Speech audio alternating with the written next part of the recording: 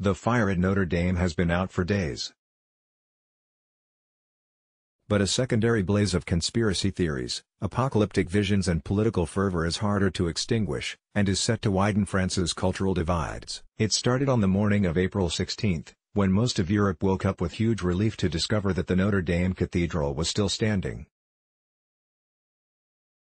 But Nicolas Dupont-Aignan, a former presidential running mate of Marine Le Pen, did not look relieved, nor was he satisfied with official explanations of how the fire had broken out. Standing in front of the still smoldering monument, he demanded on live TV to know whether the fire had been accidental, as police had said, or the result of an attack. It seemed he had already made up his mind. When you're on the other side of the cathedral, you feel as if you're in a war zone, Dupont-Aignan, whose political movement is called Stand Up, France, told the 24-hour news network BFM TV. As France debates how to rebuild the cathedral, this sort of conspiracy talk is set to gather pace, not abate. It didn't matter that the Paris prosecutor's office had said, the previous evening, that there was nothing to suggest a deliberate act, and that no criminal investigation had been opened. Dupont-Aignan was determined to air his misgivings, and he continued to do so over the following days on several TV stations where he repeatedly demanded the opening of a criminal investigation. On Fox News, a little-known elected official from the wealthy Paris suburb of Neuilly was spinning a similar line to the English-speaking world. Philippe Carcenti, who sits on the suburb's municipal council, told the conservative news network that people wanted to know what had really caused the fire, and that they would not believe any politically correct narrative, until host Shepard Smith zapped him off the air and advised viewers to disregard his segment. Le Pen, the doyen of French far-right politicians, did not go as far as her former running mate in sowing doubt about Notre Dame. She didn't have to. On social media, an army of far-right activists backed up by alternative media sites has been working hard to undermine the case of an accidental fire, based mostly on a brief France 2 TV news clip, since recanted, that suggested there may have been two fires going at once under the cathedral's lead roof. Notre Dame ablaze, Bertrand Guy AFP via Getty Images on Discord, the video game platform favored by alt-right activists. The talk was darker still.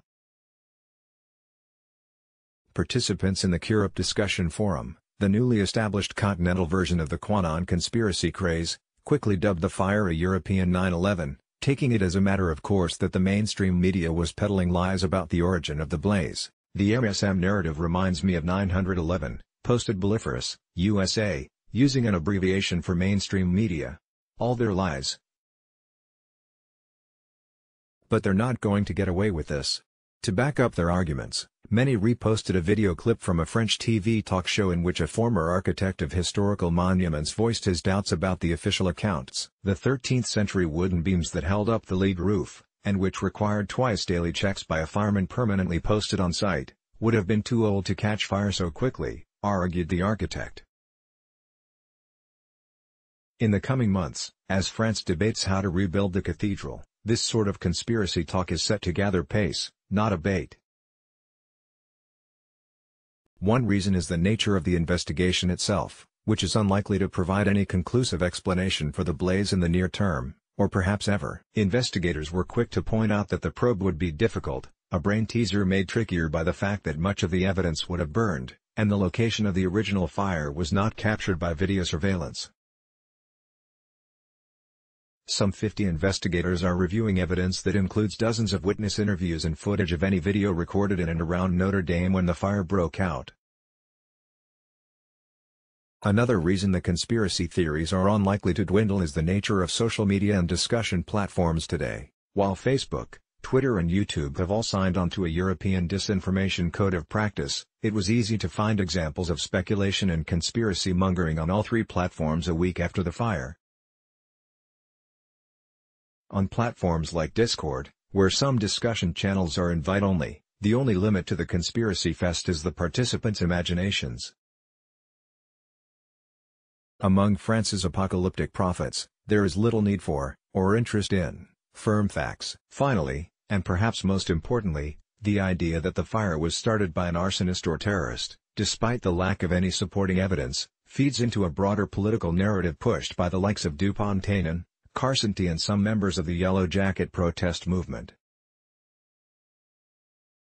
Such a scenario, coupled with the implicit suggestion of a cover-up by President Emmanuel Macron's administration, fits with a vision of white, Catholic France under attack by dark forces, one in which the Notre Dame fire could easily take its place as a defining moment, unmoored from any proof or evidence.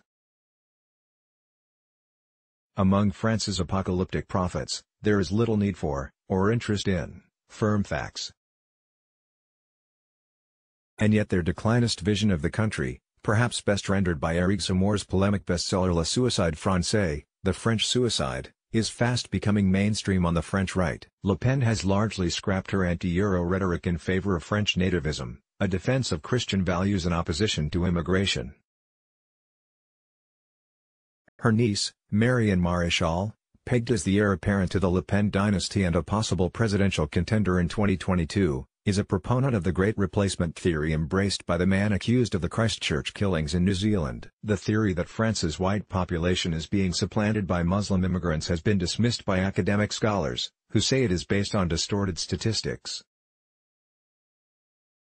For true believers, the fire can be linked to cultural heritage being neglected due to lack of funds. Les Républicains, the Conservative Party of former President Nicolas Sarkozy, has not embraced such ideas.